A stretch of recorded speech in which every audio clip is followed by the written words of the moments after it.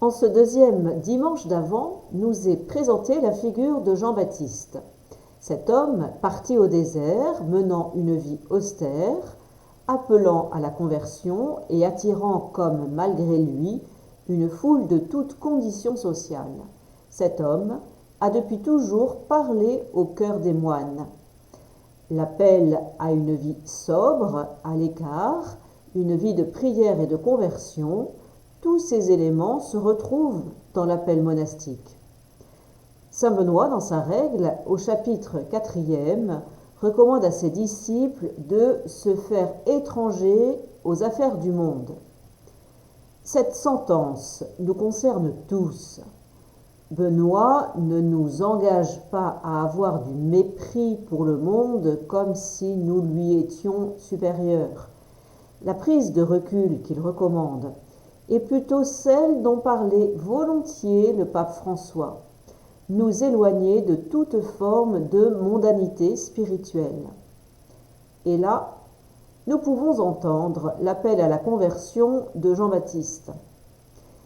La mondanité spirituelle, nous dit le pape, qui se cache derrière des apparences de religiosité et même d'amour de l'Église, consiste à rechercher, au lieu de la gloire du Seigneur, la gloire humaine et le bien-être personnel.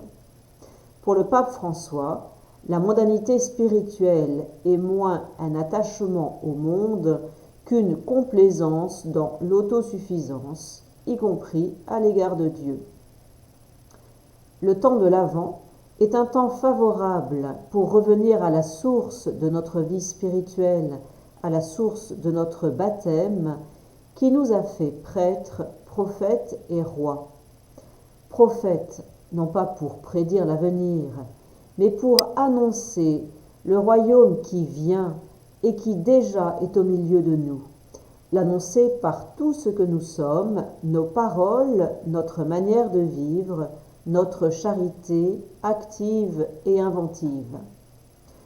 Demandons au Seigneur la grâce de nous dégager de toute forme de mondanité spirituelle pour nous mettre effectivement au service de l'amour de Dieu pour le monde. Bonne semaine à chacun.